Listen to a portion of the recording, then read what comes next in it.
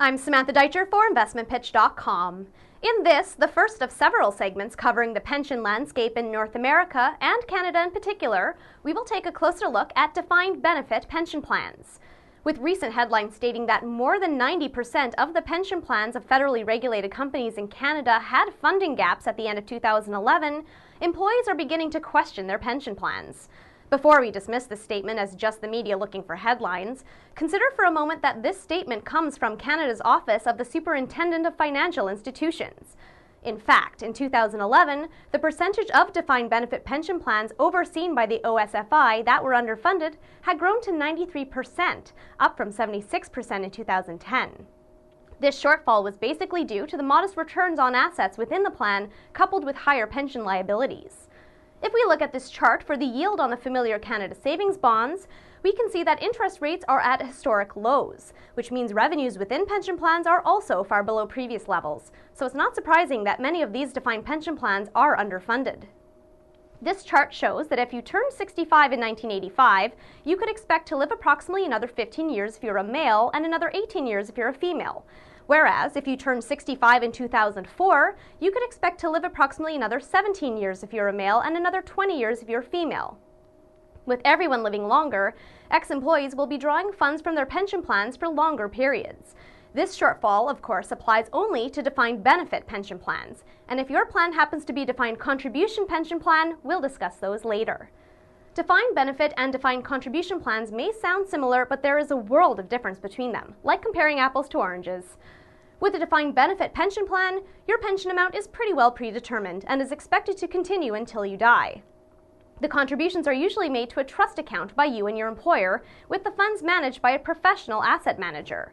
These defined pension plans are required by law to be audited on a regular basis, and if they don't have enough assets to cover present and future pension liabilities, the employer deposits more money to the trust, if the employer has the money. So what happens if your employer goes bankrupt, as happened to Nortel, once Canada's largest company? Unfortunately for Nortel employees, it's all bad news, as their pension plans have been devastated. Incomes for disabled and terminated employees have been lost, and the health benefits paid for with years of service have vanished. These pension plans are not backed by the government, except for plans in Ontario. So if you're lucky enough to be living in Ontario, your plan is partially protected, but only a fraction of the protection you would have received if you were an employee in some other countries. It's not just Nortel employees facing this problem. There is a long list of high-profile corporate bankruptcies, as well as cities and many states in the U.S. facing enormous pension liabilities. Remember the auto industry a few years ago, and more recently Hostess Brands, the maker of Twinkies, which recently filed for bankruptcy a second time in a decade, declaring $2 billion in unfunded pension obligations. And it's not just the $2 billion that employees are concerned about, it's the decades of income these funds would generate that is also lost. What if your company is sold? In most cases, your old company will be responsible for paying the pension it has promised you. Some employers will choose to close the plan, transferring whatever savings you have in the plan into a special retirement account. Companies are not required to offer pension plans, and in most cases they can choose to shut the plan down at any time, which is called winding up the plan. If this happens, the plan sponsor must distribute all of the savings to the plan members. If the plan was properly funded, you should get everything you have earned so far. If not, things get quite complicated. Given these shortfalls, both employees and employers are now turning to defined contribution pension plans. In 1998, 90% of the Fortune 100 companies offered defined benefit pension plans to new employees. This number dropped to only 30% by 2012, whereas defined contribution pension plans have grown in popularity, with 70% of Fortune 100 companies now offering defined contribution plans, up from 10% in 1998.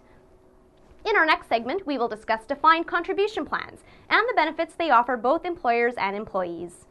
This segment has been sponsored by the Burry Klein Private Wealth Management Division of Raymond James Limited. If you have any questions about your pension options, please contact Miles Klein at 604-855-0654 or email miles.klein@raymondjames.ca. I'm Samantha Deutscher for InvestmentPitch.com. Thanks for watching.